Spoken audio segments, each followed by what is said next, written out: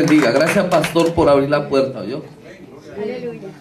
Le dije al pastor Israel, tenemos un congreso en la ciudad de Las Vegas, y aprovechando el tiempo le dije, yo quiero ir a donde el pastor de nuevo, quiero ir a ministrar a ese lugar. Dejamos el boleto un poco extendido para poder estar aquí, y le doy gracias a Dios por permitirnos estar aquí. Como dice el pastor Israel, estuvimos en un congreso en la ciudad de Las Vegas, una ciudad que no es fácil, pero dice la escritura que donde abunda el pecado, sobreabunda la gracia. Amén. Unos mensajes, hermano, tan terribles que desatan un terror sobre la gente. Amén. Desatan un terror sobre las personas impresionante. La gente viene a la iglesia por miedo, dice, al infierno. Oran por miedo, dice, al infierno. Sí, no, oran por miedo de irse al infierno. Escúchame bien, es ilegal que usted venga a la iglesia por miedo al diablo. Es ilegal. Es ilegal que usted ayune para hacer guerra espiritual. Es ilegal. Yo le pedí al Señor por 20 y pico de años de ignorancia, porque quiero decirle que la ignorancia es un velo que se te coloca, que el diablo te lo coloca, y cuando el Señor abre los cielos para ti, tú no lo ves. ¿Me entiendes? Entonces yo le pedí al Señor perdón, porque yo creí que era más efectivo en la guerra cuando ayunaba, y Dios me enseñó que en el ayuno lo que yo hago es tener comunión con Él. Escúchame bien. Cuando tú ayunas, empiezas a adorarlo a Él y llegas a su trono. Y cuando llegas a su trono, entonces al tener comunión con Él, porque déjame decirte que nosotros somos espíritu, alma y cuerpo, y Dios es espíritu, y el que le adora es necesario que le adore en espíritu y en verdad. La palabra es espíritu, es decir, que nada de lo que hay en la Biblia y nada de lo que hay en Dios va a golpear tu cuerpo. Su destino es tu espíritu. Entonces cuando tú ayunas, empiezas a meterte en comunión con Dios y empiezas a adorarlo y empiezas a exaltarlo. Te olvidas de la necesidad, te olvidas de la escasez, porque tú colocas muchas veces a competir a Dios con una papa. Sí. Si hay comida lo alabo, si no hay me entristezco. Si hay dinero lo alabo, si no hay me entristezco. ¿Me entiendes? Pero cuando yo entro en ayuno y oración, empiezo a tener comunión con Él, entonces mi vida empieza a tomar la dirección correcta y me empiezo a fortalecer en su presencia, de manera que cuando yo salgo de su presencia, salgo como una persona invencible, salgo lleno de poder. Escúchame, no es que tú dices en el nombre de Jesús y los diablos salen corriendo. Escúchame bien, el nombre de Jesús funciona para aquellos que tienen la revelación del nombre. Amén. Amén. Es decir, el nombre de Jesús funciona dependiendo el lugar y la posición desde donde tú lo digas. Es decir, si tú eres una persona mediocre en Dios, yo quiero decirte que el nombre de Jesús no va a causar ningún efecto, porque el diablo va a decir: a Jesús conozco y sé quién es Él, pero tú quién eres. Entonces no se trata de decir en el nombre de Jesús, se trata de dónde yo lo digo, qué posición tengo en Cristo, quién soy yo en Dios, quién soy en el reino, dónde estoy parado. Cuando yo entiendo estas verdades, entonces digo: en el nombre de Jesús, y en el mundo invisible los cielos se mueven, los aires se mueven, el infierno se mueve cuando yo digo en el nombre de Jesús. ¿Me entiendes? Entonces nosotros necesitamos entender, diga conmigo, revelación. Necesito revelación. Yo quiero decirte que yo odio la religión y amo la revelación, porque la religión nos robó, nos atracó, nos asaltó, nos adormeció, nos anestesió. La religión nos enseñó que no podíamos crecer más de donde estamos. ¿Aló? La religión nos enseñó que no se podía alabar si no era así. Aló. La religión nos enseñó que no podíamos predicar si no era de aquella manera. Mas la Escritura dice que Dios es multiforme en sus formas de moverse. Así es. Gloria a Dios. La religión te enseñó que tú no podías prosperar porque era pecado. Amén. Se dañó el mensaje. La religión te enseñó y me enseñó y nos, escúchame bien, la religión nos enseñó y nos entrenó para perder y no para ganar. Porque nos enseñaron que entre más pobres y más miserables, más santos. Aló.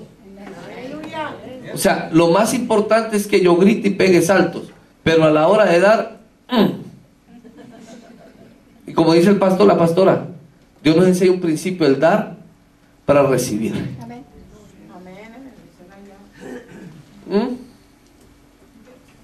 Claro. Hay personas que me dicen a mí, pastor, ore por mí para que mis finanzas sean liberadas. Y yo lo primero que le pregunto, ¿tú robas a Dios? ¿Tú diezmas? ¿Tú ofrendas? ¿Tú das primicias?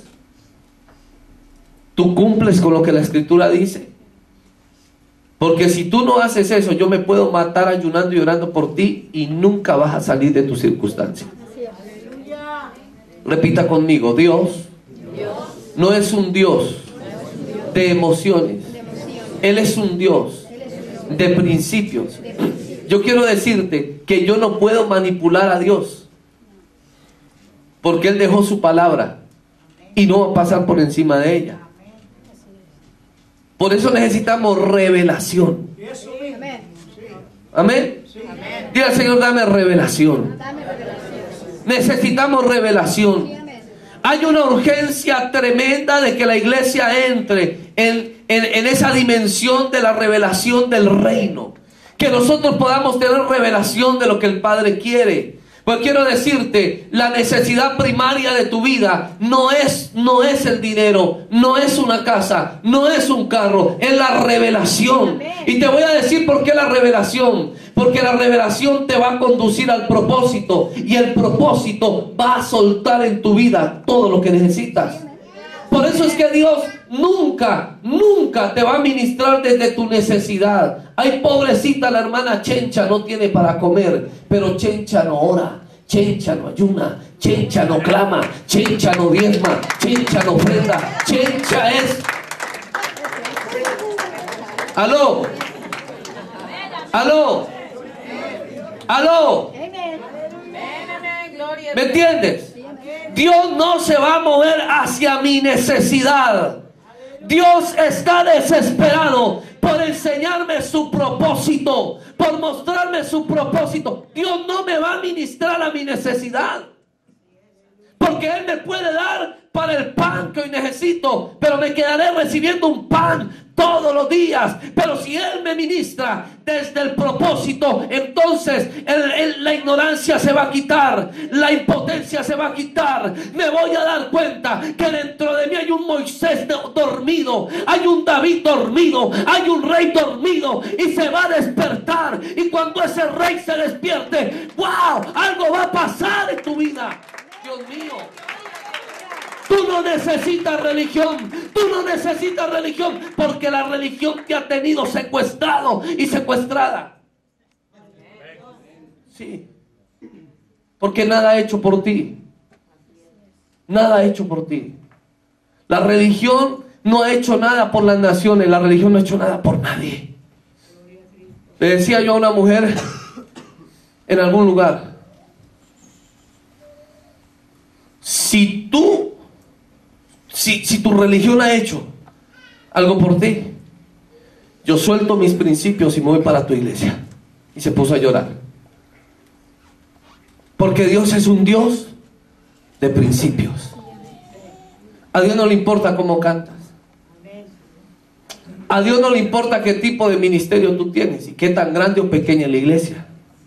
Porque quiero decirte que primero fue reino que iglesia, primero fue reino que ministerio, primero fue reino que cualquier otra cosa. Entonces a Él no le importa eso, a Él le importa, y Él va a mirar de ti si tú vives los principios. Amén. Aleluya. Amén. Si tú vives los principios, vas a ver la gloria del Señor. En el libro de Primera de Samuel, capítulo 17, si lo quiere leer en la casa, léalo. La escritura registra la historia de cuando David mata a Goliat. Pero la palabra del Señor enseña allí, en los primeros versos, que había un paladín que medía más de 3 metros, que salía a amenazar con violencia. Mírame a los ojos. Dile al que tienes al lado, deja esa cara de angustia. Tienes que volverte violento. Porque déjame decirte que cuando Goliat salió, no salió a decirle: Saulito, ¡yuhu! Aquí estoy, Saúl. La Biblia dice que se alinearon los dos ejércitos en 2 montes y en medio había un valle. Y la escritura dice que un hombre llamado Goliat, un gigante, se levantaba todos los días y amenazaba a Israel y maldecía a su ejército y maldecía a su Dios y maldecía a su rey. Y que aquel rey y aquel ejército, ¿sabes cómo estaba? Amenazados. Estaban amenazados. Ninguno se levantaba, ninguno peleaba, ninguno decía nada, todo el mundo le pasaba por encima. Ese hombre le pasaba por encima a todo el mundo. Cada día se levantaba para hacer lo mismo.